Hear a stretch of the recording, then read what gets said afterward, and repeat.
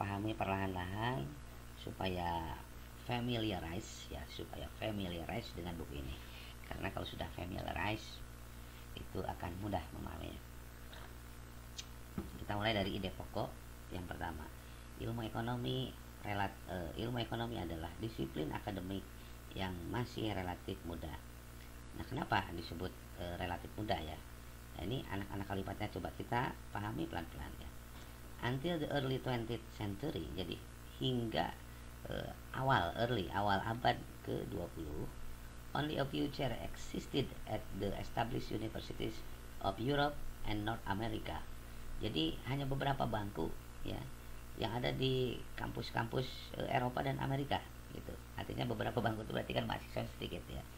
Mostly in the faculties of law or philosophy. Jadi kebanyakan waktu itu mahasiswa fakultas hukum atau filsafat.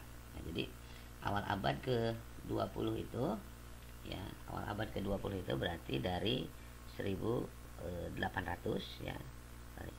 Dari 1800 sampai dengan 1900. Nah, ini yang disebut dengan early 20th century ya. Awal abad ke-20. Nah, jadi mahasiswanya masih sedikit. Okay. Nah, kemudian in the turbulent period between the two world wars. Jadi turbulen itu naik turun. Jadi kalau pernah naik pesawat ya, pesawat mengalami turbulensi ya karena ada badai angin besar. Jadi pesawatnya naik turun.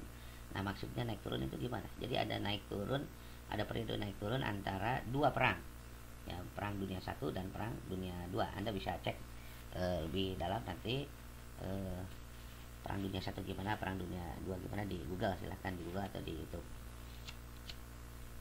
Tapi poin pentingnya di sini adalah ketika terjadi deflasi ya, ketika terjadi hyperinflation dan ketika terjadi depresi besar ya, yang terjadi di banyak negara. Nah, jadi ketika pada periode perang dunia 1, perang dunia 2 ya, yang masalah ekonomi yang munculnya itu adalah deflasi. Deflasi itu apa? Deflasi itu adalah penurunan harga. Hyperinflation adalah kenaikan harga yang sangat tinggi. Jadi turun naik gitu ya. Jadi yang turun adalah deflasi, yang naik adalah inflasi. Itu maksud turbulen ya.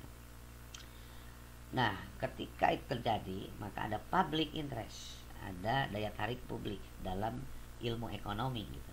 Nah, jadi justru krisis yang disebut dengan Great Depression atau depresi besar itu yang menimbulkan public interest atau daya tarik publik ya.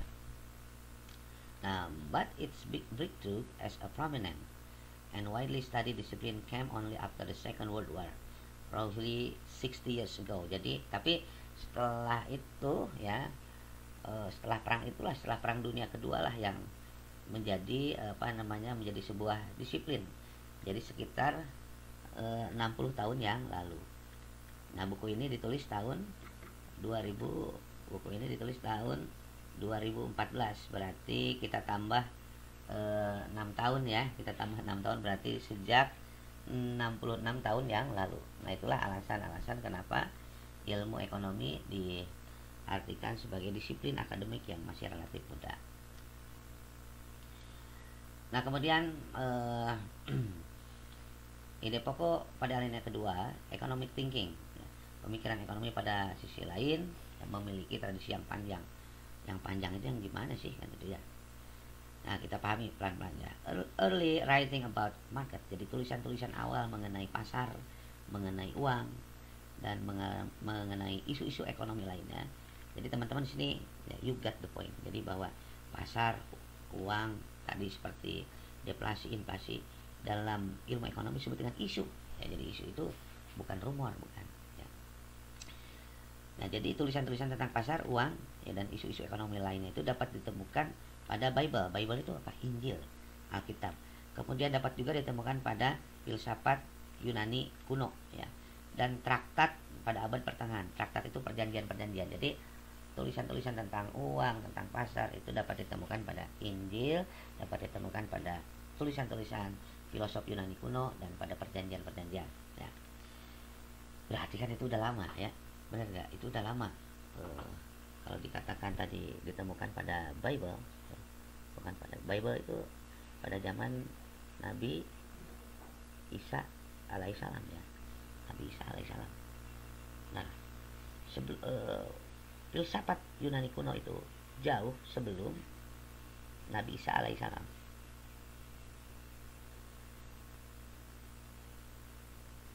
Nah, di sini kita mencatat bahwa sebelum ada Nabi Isa juga ternyata pemikiran kreatif ya, itu sudah muncul dan sudah berkembang ya. Jadi semacam Aristoteles, semacam Aristo, semacam Plato, ya, semacam Socrates itu hidup 400 tahunan ya, 400 tahunan sebelum Nabi Isa. Jadi sekitar 3,5 atau 4 abad sebelum Nabi Isa lahir ya. Nabi Isa lahir itu, oleh karena itu penanggalan disebut dengan penanggalan di sini ya, penanggalan di sini itu disebut dengan BC, disebut dengan BC. BC itu apa? Before Christ ya. Before Christ. Christ itu apa? Kristus. Nah, setelah ini, setelah Nabi Isa lahir, itu disebut dengan Masehi ya, disebut dengan Masehi. Masehi itu asal kata dari Al-Masih ya. Al-Masih. Orang menyebutnya dengan Mesias ya. Nah, BC juga itu kalau diartikan dalam bahasa Indonesia kan SM. SM itu apa? Sebelum Masehi. Sebelum Masehi. Artinya pemikiran Aristoteles, Plato dan Socrates itu eksis ya 400 sebelum Masehi atau 400 tahun sebelum Nabi Isa lahir. Nah, oleh karena itu dia mengatakan di sini much longer tradition. Jadi tradisi pemikiran ekonomi itu bermula dari tradisi yang sangat panjang. Nah, kemudian kita lanjutkan ya. The rise of national state. Jadi setelah itu muncullah negara-negara kebangsaan. Nation itu bangsa ya, negara-negara kebangsaan. Yaitu muncul pada abad ke-16 hingga abad ke-18.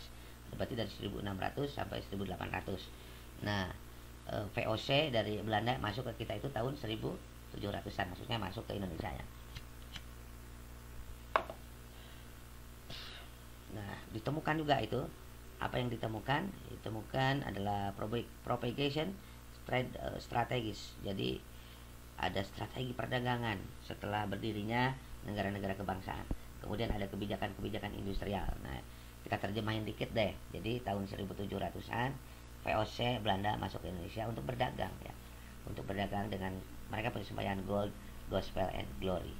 Ya, jadi kemakmuran bagi mereka itu adalah kalau negara itu punya banyak emas ya, gold ya, glory berjaya artinya menguasai bangsa-bangsa lain, dan glories yaitu ajarannya bisa disebarkan. Nah, itu adalah abad di mana sudah mulai muncul globalisasi. Kemudian the century between jadi abad di antara tahun 1770 sampai 1870. Nah, inilah yang disebut dengan era pemikiran ekonomi klasik. Nah, di sini nanti pada bagian berikutnya kita akan menemukan ya. Kita akan menemukan di sini ada beberapa nama besar yang menjadi referensi utama perkembangan ilmu ekonomi seperti Adam Smith, David Ricardo, dan Thomas Robert Malthus ya. In which many of the foundation of modern economics were laid. Jadi orang-orang tadi itu adalah menjadi dasar perkembangan ilmu ekonomi modern. Nah, jadi itulah ya kenapa pemikiran ekonomi itu sebetulnya sudah mengalami tradisi yang panjang. Hanya waktu itu namanya belum ilmu ekonomi gitu kan. Nah, berikutnya alinea kedua ini ide pokoknya kan bahwa bentuk umum pemikiran ekonomi mulai berubah. Nah, kapan itu berubahnya? Berubahnya itu setelah perang ya, setelah perang dunia ya. As a quick glance at the leading journal. Jadi setelah itu ya, tulisan-tulisan tentang ekonomi itu mempelopori pada jurnal-jurnal ilmiah. Kemudian mulai diterbitkannya buku-buku tentang isu-isu ekonomi ya, tentang market, tentang tadi depresi besar, tentang inflasi, tentang harga ya. Nah, ilmu ekonomi is nowadays strongly characterized. Jadi saat ini ilmu ekonomi itu ya dicirikan oleh strictly formalized reasoning in mathematical model. Jadi tulisan-tulisan teori ekonomi itu ciri-cirinya sekarang ya diformalisasikan ke dalam model-model matematik ya. Sekarang itu begitu. Jadi ilmu ekonomi berkembang juga seiring dengan perkembangan ilmu matematik. And by the quantification of market interaction. Kemudian dicirikan juga ya tulisan-tulisan ekonomi saat ini nowadays itu dicirikan juga oleh adanya kuantifikasi interaksi pasar.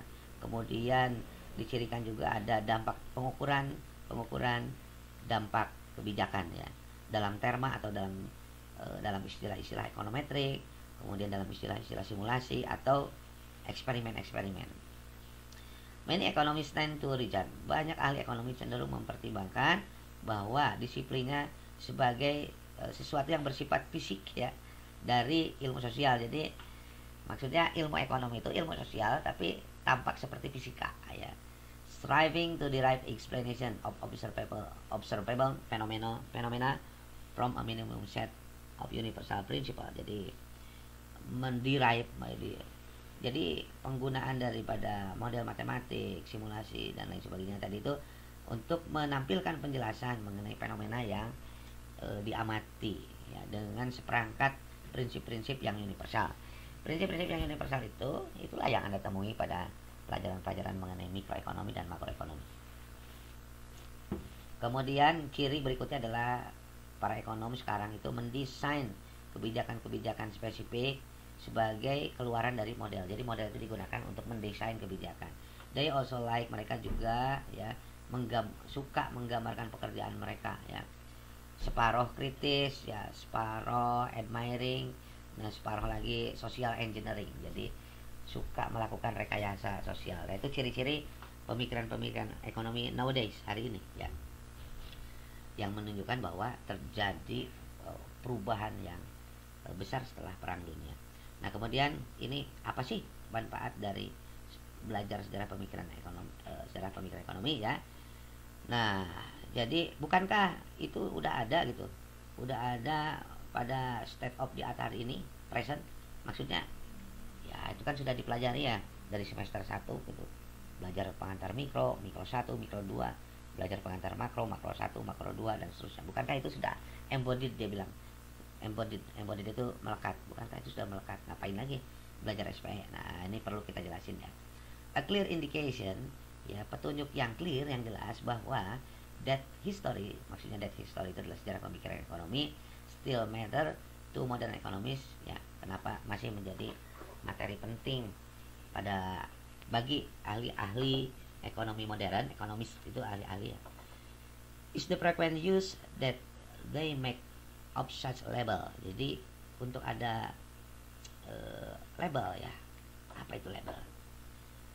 Contoh label itu adalah neoklasik, new Keynesian atau new Schumpeterian, atau tadi kita sebutkan klasik, neoklasik. Nah, itu label ya. Jadi kita menangkap pada bab pendahuluan ini ada istilah label, ada istilah schools atau mazhab.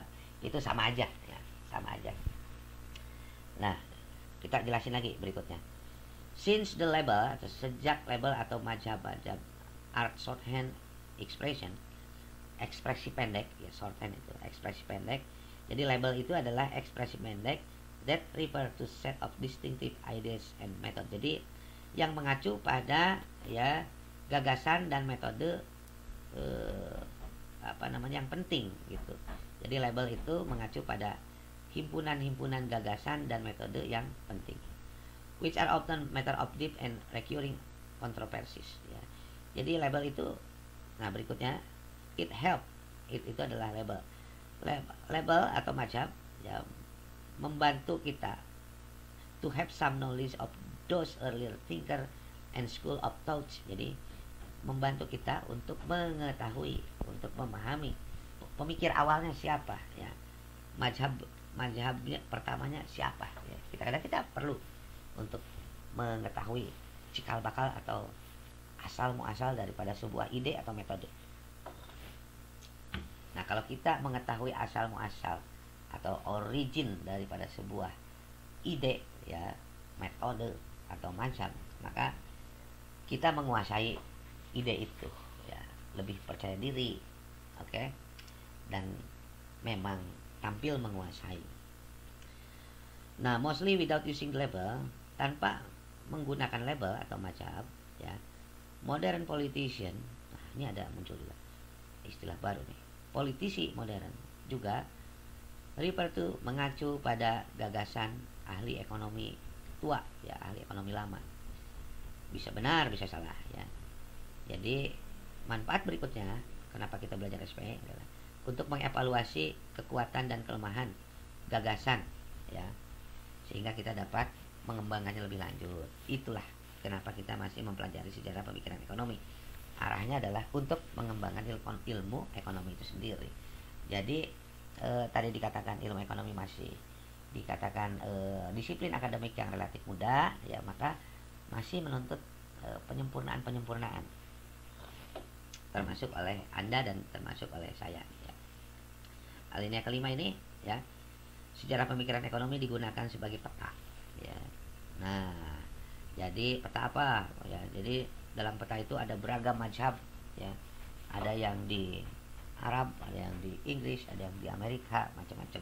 Nah, ini sebagai kiasan saja, di mana objek penjelasannya dimulai dari gunung, sungai, ya, gitu, nyampe juga ke hutan, gitu. Nah, artinya ketika kita belajar sejarah pemikiran ekonomi itu akan ditemukan penjelasan-penjelasan yang membangun ide-ide pemikiran utama pada beberapa mazhab. The most modern currently dominating school may be located in permanent.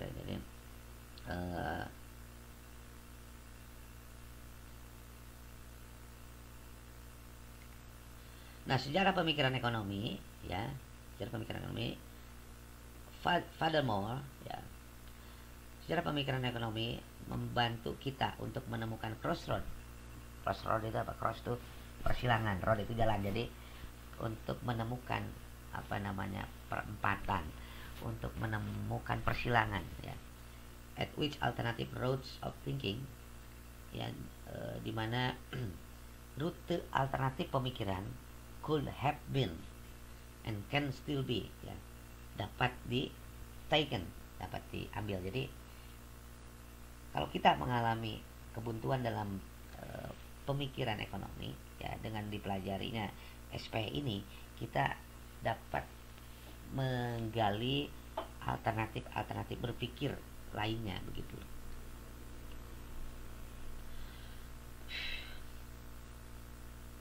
Nah, ini jelas, ya, it may thus provide some orientation, dapat menyajikan beberapa orientasi, tidak hanya pada gagasan alternatif pada masa lampau, tapi juga for promising direction, menjanjikan direction, arah penelitian di masa mendatang, ya. Alinea terakhir, ya, buku ini mengcover atau membingkai mazhab tadi, gitu, ya. Nah, dia mengatakan, Sandelin dan kawan-kawan mengatakan, we hope that it can be nevertheless. Ya, buku ini diharapkan dapat memberikan ide yang fair itu apa, ya?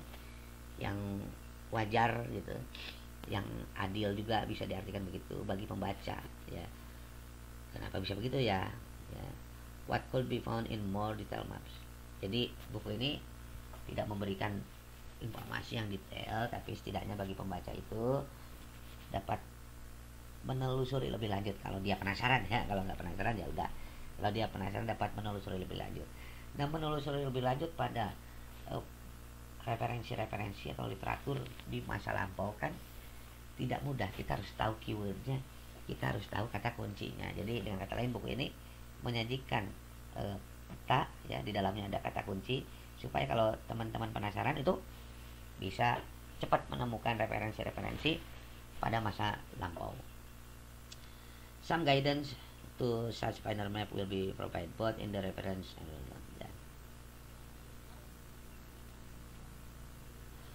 Nah, dia juga memberikan keterangan ringkas di sini pada in the final chapter, pada bab terakhir, we will also briefly reflect. Kita juga akan secara ringkas merefleksikan perubahan di dalam pemikiran ekonomi in more general terms of philosophy of science, dalam istilah-istilah umum ya filsafat ilmu. Jadi di bab terakhir itu ada namanya orthodoxy and change.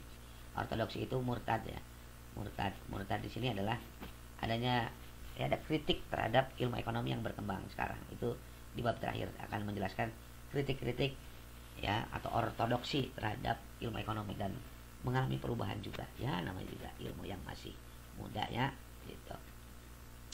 Nah, itulah isi daripada introduksi atau bab pendahuluan buku Sandelin. Selamat mempelajari kembali.